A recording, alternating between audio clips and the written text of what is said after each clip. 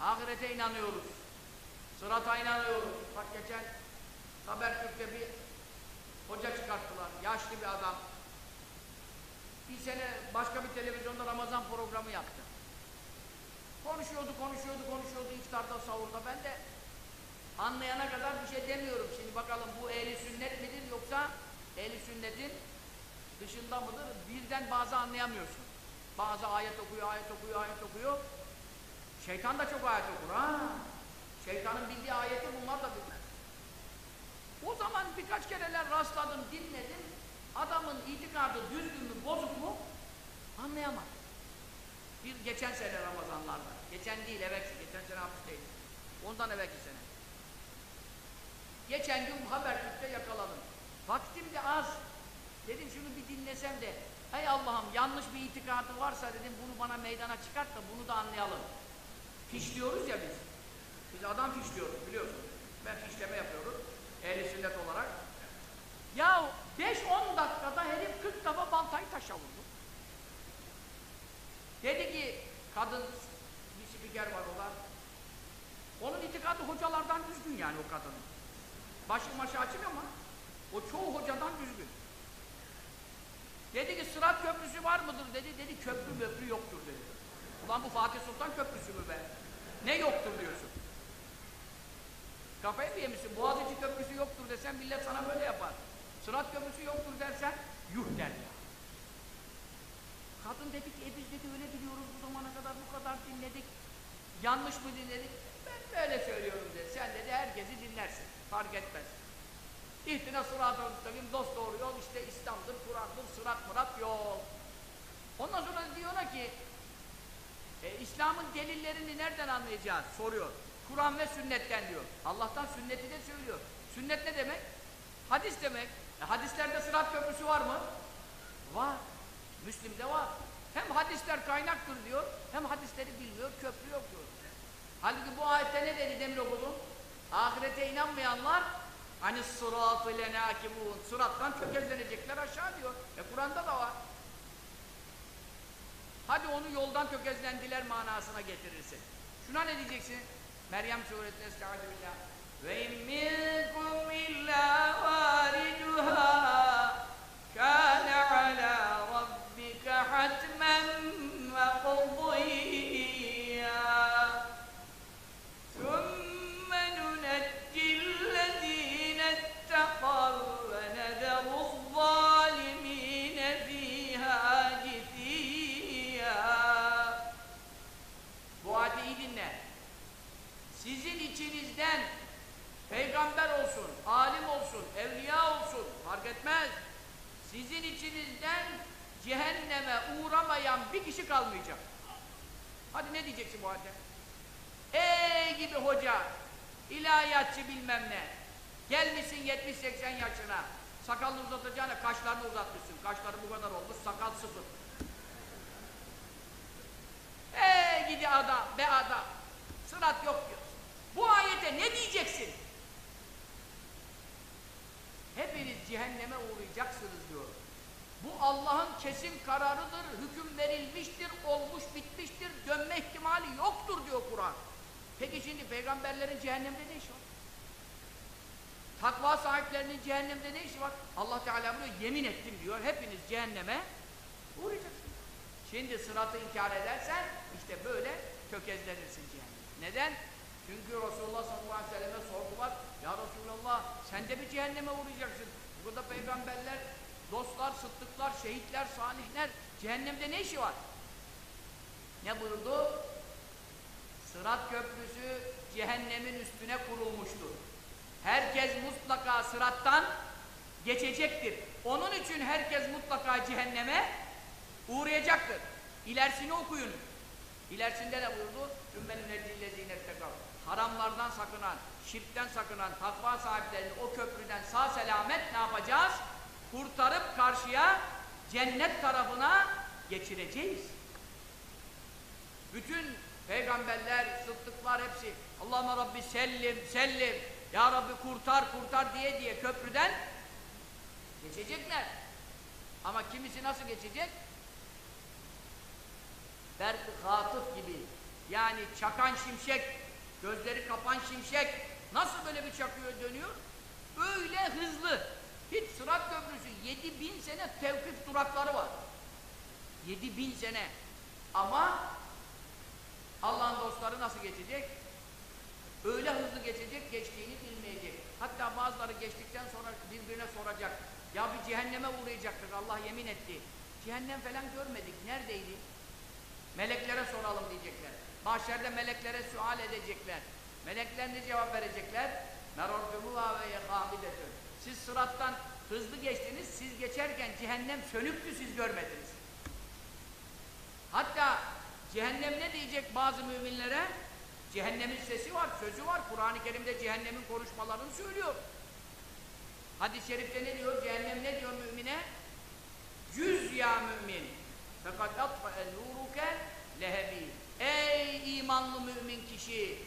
Üstümden çabuk geç, biraz fazla eğlenirsen, durursan, senin nurun benim alevimi söndürecek. İşte bak, sırat var. Eğer sırat olmasa, hepiniz cehenneme uğrayacaksınız ayetine ne mana vereceksin? Müslim'de var, diğer sahih kaynaklarda var. İmam-ı Rabbani Hazretleri mektubatında buyuruyor. Ahiretle alakalı sırat var, mizan var. Efendim mahşerde amel defterlerinin uçuşması var, sağ elinden verilmesi var, kimine sol elinden var, kimine sırtından var. Bütün bunlar haktır ve gerçektir. Biz bunlara böyle iman ettik. Kabir azabı var mı? Var.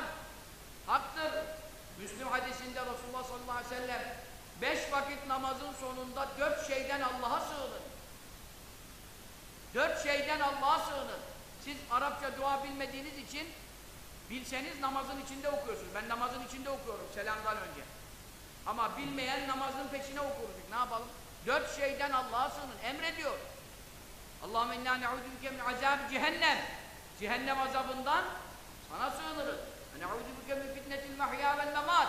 Hayatın ve ölümün fitnelerinden, tehlikelerinden, şiddetlerinden, dehşetlerinden sana sığınırız. Ne'udübüke min şerri fitnetil mesihid deccal. Deccal çıktığı zaman ortalığı kasacak, kavuracak. Ne sohbetler yaptım, Deccal'ı anlattım ya. Deccal'ın şerrinden sana sığınırız. Ve ne'ûzü bike min azâbil kabri. Kabir azabından sana sığınırız. Ya. Mehmet Okuyan diye mi? Mehmet Okuyan olacak. Bir tane profesör var. Trabzonlu, Oflu.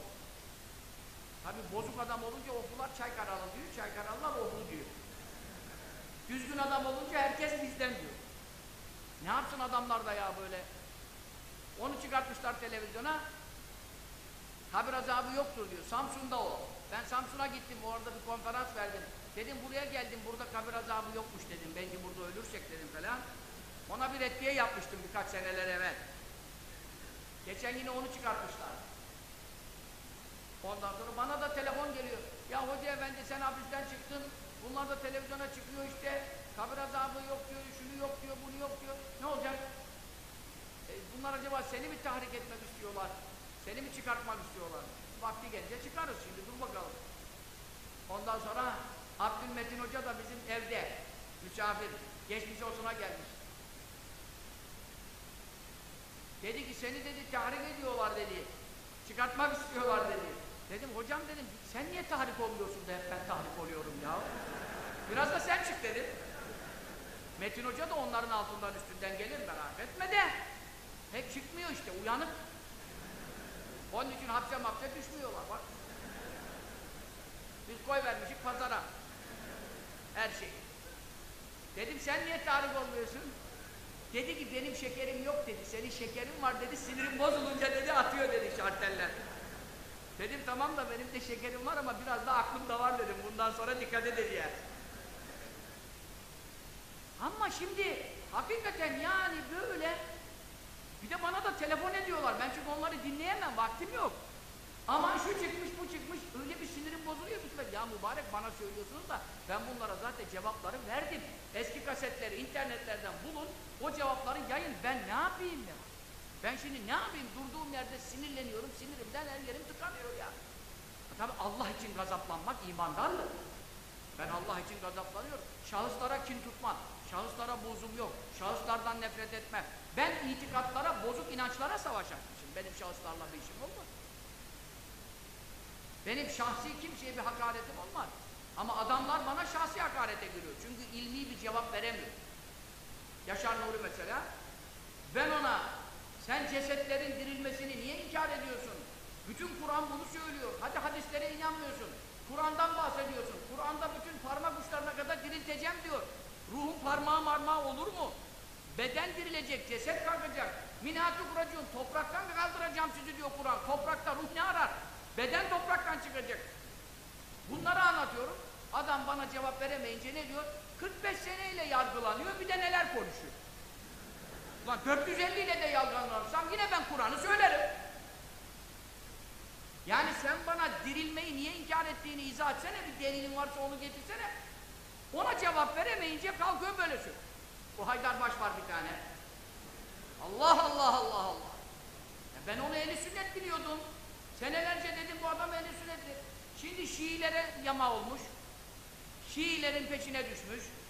Şiilerle toplantılara katılıyor. Hazreti Ömer'in aleyhine konuşuyor. Bir kitap yazmış.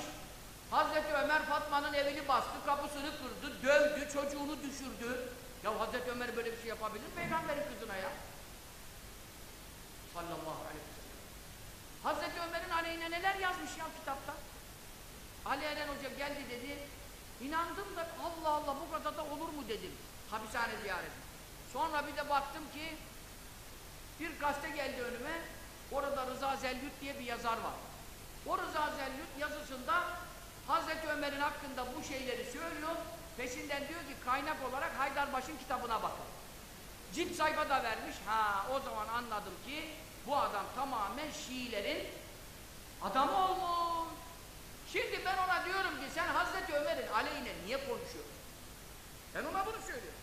O da kalkıp diyor ki adam diyor 45 seneyle yargılanıyor, bu adamın Allah'ın peygamberi adına ağzına alma ne hakkı var? Ya sen Hazreti Ömer'in aleyhine ne konuşuyorsun? Ben sana hapisten bile durmuyorum, onu soruyorum. Bu ümmetin hocaları ne oldu? Hazreti Ömer'in hakkını arayan hoca yok mu ya? Allah Allah! Ben şaşırıyorum, kalıyorum, ben bu memleket ne hale geldi? Herkes ben isim vermiyorum, ben yanaşmıyorum. Ya niye yanaşmıyorsun kardeşim? Hazreti Ömer böyle bir şey yapmaz. Sen yalan, iftira, acem palavraları Şia kaynaklarından kaynak alıyorsun. Böyle bir şey yok. Biz Hazreti Ömer'i savunmayacağız mı ya? O Ali Rıza Demircan öyle çıktı teke tekle bir kere. Hazreti Ömer dedi dinde hüccetmiş gibi onun laflarını söylemeyin bana. Ya sen Süleymaniye'de imamlık yapmışsın, bu kadar millet seni ehli sünnet biliyor. Sen Hazreti Ömer'e nasıl dersin ki dinde hüccet değil? Sen misin dinde hüccet? Sen misin? Sen kimsin? 2 diploma aldın diye, bilmem ne emekli imamım diye seni mi dinleyecek bu millet? Hazreti Ömer'in yolundan çıkacak. İktedû billezeyni min ba'di Ebi Bekir ve Ömer'a. Bu hadis Tirmizi'de geçer. Kainatın efendisi diyor ki benden sonra 2 büyük insana uyun. Onlar da Ebu Bekir'le Ömer'dir diyor Tirmizi'de hadiste. Peygamberin uy dediği adamlara uymayacağım da sana mı uyacağım ilahiyatçı? Ben bunları diyorum. Çıkıyor bana şarlatan diyor. Bilmem diyor. Ya bana niye hakaret ediyorsun? Ben sana şimdi sayacağım, bu sefer hakaret olacak. Hiçbirini demiyorum ha. Hiçbirini demiyorum. Ben senin kılığına, kıyafetine, şuyuna, buyuğuna bir şey diyor muyum? Demiyorum. Yaşar Nuri'ye diyor muyum? Demiyorum. Bayraktar Başkanı Aziz Bayındır'ına diyor muyum? Demiyorum. O Aziz Bayındır ne iftiralar etti ya? Bütün Evliyaullah, Abdülkadir Geylani boş, o boş, bu boş. Neler etti? Bediüzzaman Hazretleri cevizim kaybolsa diyor, Abdülkadir Geylani ruhuna bir Fatiha okurum, hediye ederim, cevizimi bulurum diyor. Doğru diyor. Evliyaullah yardım ederler. Hoca Bediüzzaman ya, Allame-i Cihan adamı. Bediüzzaman kim, o kim, bu kim? Onların hepsi şirkten sapıtmış diyor. Ben mübarek insanlar. Nurcu kardeşler, sizin hocanıza, şeyhinize, Süleymancı kardeşler, sizin hocanıza, şeyhinize, efendim İskenderpaşa cemaatinin hocasına, efendim Adıyaman menzilin şeyhlerine, Bizim cemaatimizin şeyhimize, bütün ehli sünnet evliyası için ne diyor? Bunlar sapıtmış, dinden çıkmış diyor adam ya. Yani bu kadar konuşan bir adama niye çıkıp da cevap vermiyorsunuz? Müslüman hocalar. O diyor ki ben karışmam, o diyor ki ben karışmam. Bir de benim de durumumu görüyorlar, ikide bir hapse atılıyorum diye. Aa biz çok iyi yapmışız, iyi ki karışmamışız diyorlar. Halbuki öyle mi demek lazım ya? Niye biz bu adamı yalnız bırakıyoruz? Biz de doğruları söylesek deseler ya. Niye beni yalnız bırakıyorlar? Olmaz. Öyle yazdım mektupta, nasıl? Yahu dedim, ringdeki boksörler gibi takımını, tarafını tuttuğun boksör öbürüne vururken nasıl takım tutanlarca vur, vur! Ha? Seviniyorlar, hoşuna gidiyor. Ben de televizyonlarda o batıl görüşlere reddiye yaptığım zaman bizim ehl-i sünnet bütün cemaatler, kardeşlerimiz seviniyorlar. Hoşlarına gidiyor. Hepsi de beni seviyorlar onun için. Çünkü onların hocalarını da müdafaa ettiğim için. Ama ondan sonra efendim, beni başbaşa geldiği zaman çıkıp da bir tanesi o karşı gruba ilmi bir cevap verecek, delillerle darbe indirecek bir kişi çıkmıyor. Allah bu ümmetin içinde cesaretli alimlerin sayısını artırsın. Amin. Bu yol böyle yürür, bu yol susmakla yürümez. Adamlar dinimizi batırmak istiyor, bitirmek istiyor.